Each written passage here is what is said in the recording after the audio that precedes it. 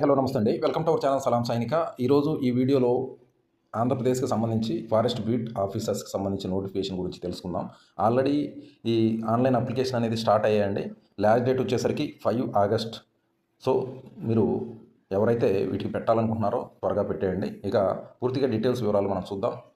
ఇక్కడ agency area వచ్చేసరికి Andhra Pradesh public service commission, అంటే ఆంధ్రప్రదేశ్‌లోనే మ్యాక్సిమం మన డ్యూటీలోనే ఉండటం జరుగుతుంది. ఫారెస్ట్ ఆఫీసర్ బీట్ ఆఫీసర్ వచ్చేసరికి 256, అలాగే అసిస్టెంట్ బీట్ ఆఫీసర్ వచ్చేసరికి 435 వేకెన్సీస్ అనమాట. ఇక నెక్స్ట్ ఇంపార్టెంట్ డేట్స్ మనం చూసినట్లయితే ఇక్కడ మనం చూడాల్సింది పెద్దగా ఏం లేదు. లాస్ట్ డేట్ వచ్చేసరికి మనకి ఆగస్ట్ 5. అలాగే ఎగ్జామ్ వచ్చేసరికి ఓఎంఆర్ బేస్ మీద నడవటం జరుగుతుంది, ఆన్లైన్ కాదండి. అలాగే ఈ ఎగ్జామ్స్ డేట్ అనేది మనకి ఫ్యూచర్లో అనౌన్స్మెంట్ అనేది చేయడం జరుగుతుంది. అప్పుడు ఇంటిమేషన్ మనం ఇస్తాం, ఇబ్బంది ఏమి ఉండదు. ఇక నెక్స్ట్ చూసినట్లయితే ఇక్కడ ఎలిజిబిలిటీ అంటే మన 18 ఇయర్స్ నుంచి 30 ఇయర్ మధ్యలో వాళ్ళ ఏజ్ ఉండాలి. అలాగే ఏజ్ రిలాక్సేషన్ వచ్చేసరికి ఎస్సీ, ఎస్టీ, బీసీ, ఈడబ్ల్యూఎస్కి వచ్చేసరికి 5 ఇయర్స్ ఎగ్జామ్షన్ అనేది మనకి ఇవ్వడం జరుగుతుంది. అంటే ప్రస్తుతం ఉన్న ఏజ్లో నుంచి ఒక 5 ఇయర్స్ మైనస్ చేసి దాని ప్రకారం మనకి ఏజ్ అనేది ఇవ్వడం జరుగుతుంది. అలాగే క్వాలిఫికేషన్ ఇంటర్మీడియట్ ఆర్ ఈక్వలెంట్ అనమాట. ఇక నెక్స్ట్ ఫిజికల్ టెస్ట్ ఒకసారి మనం గమనించాలండి. ఇది చాలా ఇంపార్టెంట్ ప్రతి ఒక్కరికి కూడా, ఎందుకంటే ఫిజికల్ అనేది చాలా అవసరం ఈ ఫారెస్ట్ బీట్ ఆఫీసర్ దాంట్లో. మేల్ వచ్చేసరికి ముందుగా హైట్ చూస్తే 163 సెంటీమీటర్, అలాగే చెస్ట్ 84 సెంటీమీటర్. అంటే మనం ఎక్స్పెన్షన్ కాకముందు 84 సెంటీమీటర్ ఉంటే ఎక్స్పెన్షన్ ఒక 5 సెంటీమీటర్స్ మనం బ్రీతింగ్ తీసుకున్నప్పుడు 5 సెంటీమీటర్ పెరగాలన్నమాట. ఆ విధంగా ఈ సెలక్షన్ జరగడం జరుగుతుంది. అలాగే 25 కిలోమీటర్స్ వాకింగ్ ఉంటుంది, 4 అవర్స్లో మనం కంప్లీట్ చేయాలి. అలాగే ఫిమేల్ వచ్చేసరికి 150 సెంటీమీటర్స్ హైట్, అలాగే చెస్ట్ వచ్చేసరికి 79 సెంటీమీటర్.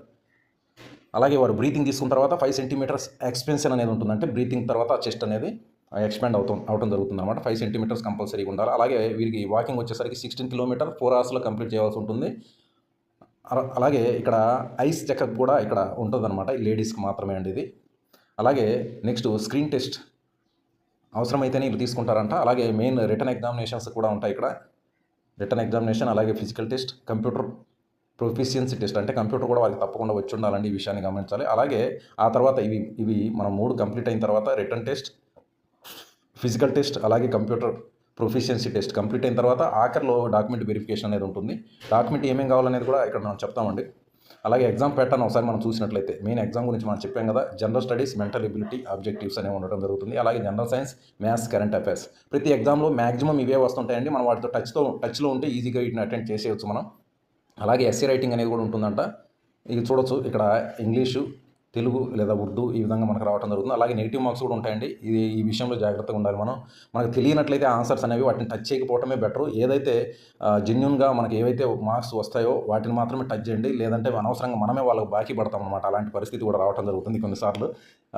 మీరు కూడా అటెండ్ చేసి ఉంటారు, తెలిసి ఉండొచ్చు మీకు. అలాగే నెక్స్ట్ పే స్కేల్ వచ్చేసరికి ఇక్కడ మీరు చూడొచ్చు 25 to 80,000 వరకు ఫారెస్ట్ బీట్ ఆఫీసర్కి. అలాగే అసిస్టెంట్ బీట్ ఆఫీసర్కి వచ్చేసరికి 23 to 74,000 వరకు వీరికి శాలరీ అనేది ఉండటం జరుగుతుంది. అలాగే ఎగ్జామ్ ఫీ ఇక్కడ మన అప్లికేషన్ ఫీజు వచ్చేసరికి 250 అప్లికేషన్ ఫీజు అండి నార్మల్గా. ఎవరికైతే రిజర్వేషన్ అనేది లేదో, ఓపెన్ కేటగిరీలో ఓసీసీలు ఉంటారు కదా వాళ్ళకి. అలాగే SC, ST, BC, ex servicemen వీరికి మాత్రము వైట్ కార్డ్ హోల్డర్ వీరికి మాత్రం 80 రూపీస్ మాత్రమే ఫీజు అనేది ఉండటం జరుగుతుంది.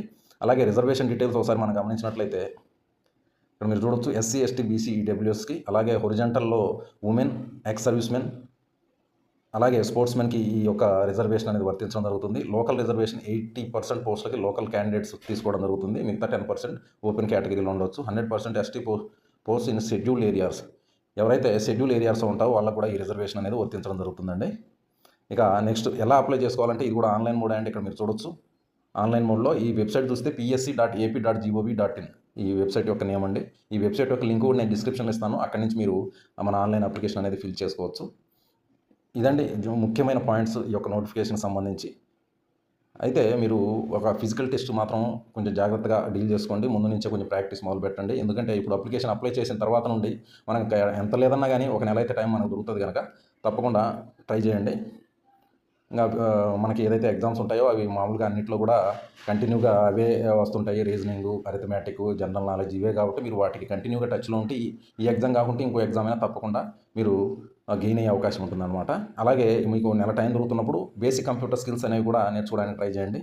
ఇదండి మెయిన్ పాయింట్స్ ఏవైతే ఉన్నాయో ఈ యొక్క బీట్ ఆఫీసర్ సంబంధించి. లాస్ట్ డేట్ వచ్చేసరికి మీకు చెప్పాను కానీ ఆగస్ట్ 5 లాస్ట్ డేట్.